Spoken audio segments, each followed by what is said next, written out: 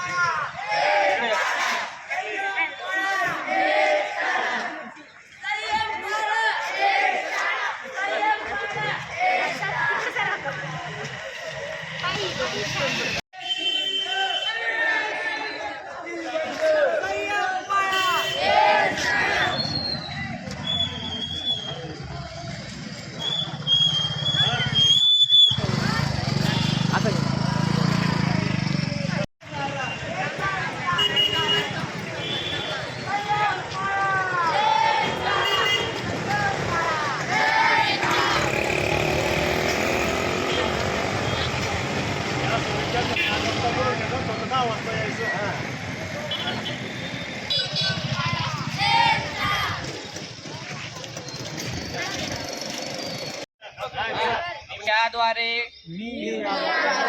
गंभीरपणे शपथ घेतो की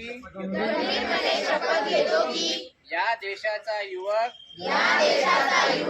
या नात्याने सामंजस्यपणे मी स्वतःचे व देशाचे हित कोणतीही कृती करण्यापूर्वी मी विचार व चिंतन मनन करेन. माझ्या अवतीभोवती घडणाऱ्या घटनांचे आरोग्यासाठी सर्वोत्कृष्ट काय आहे हे जाणून घेण्याचे अभिवचन देतो. या वचनाशी मी एकनिष्ठ राहीन आणि हेच चैतन्य माझ्या मित्र मैत्रिणींमध्ये पसरवून सुरक्षित चिंतामुक्त आणि जागृत राहून या देशाचा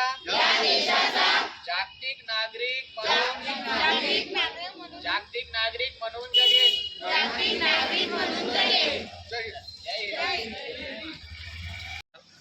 मी श्रीकांत संतोष भोई, प्रयोगशाळा तंत्रज्ञ, ग्रामीण रुग्णालय पाचोरा, ICTC विभागातून बोलतोय. आज जागतिक एड्स दिन व सप्ताहानिमित्त आपण ग्रामीण रुग्णालय पाचोरा व गोसे हायस्कूल पाचोरा यांच्या तसेच नेहरू युवा foundation, doctor DY Patil foundation यांच्या संयुक्त विद्यमाने जागतिक एड्स दिनानिमित्त रॅलीचं आयोजन केलं. HIV एड्स जनजागृती कार्यक्रम आपण दरवर्षी राबवत असतो. HIV म्हणजे काय, HIV human immuno virus, AIDS म्हणजे काय, ॲक्वायर्ड इम्युनोडेफिशियन्सी सिंड्रोम, हे जे आता याची बरीचशी जनजागृती करण्यात आलेली आहे. आणि या जनजागृतीचा परिणाम म्हणून ज्या एक 15 वर्षापूर्वी जे आकडेवारी होती, जे पॉझिटिव्हिटी होती, तो रेट आता खालवून आता खूप कमी प्रमाणावर HIV बाधित रुग्णसंख्या आढळते आणि हेच आपल्याला HIV शून्य गाठायचा आहे. या उद्देशाने नॅशनल एड्स कंट्रोल ऑर्गनायझेशन तसेच Maharashtra state AIDS control society Mumbai आणि जिल्हा एड्स नियंत्रण विभाग जळगाव यांच्या मार्गदर्शनाखाली आपण दरवर्षी विविध प्रकारचे कार्यक्रम जनजागृती मोहीम राबवत असतो. HIV सह जगणाऱ्या व्यक्तींशी भेदभाव करता येत नाही तसा कायदा 2017 हा अस्तित्वात आलेला आहे. त्या कायद्यानुसार जर अशा कुठल्याही HIV बाधित व्यक्तीशी भेदभाव झाला तर त्याला तो शिक्षेस पात्र असू शकतो. दुसरी गोष्ट, प्रत्येक व्यक्तीने आपलं स्वतःचं HIV स्टेटस हे जाणून घ्यायला पाहिजे. प्रत्येक सरकारी दवाखान्यांमध्ये ICTC दिशा केंद्र उपलब्ध आहेत.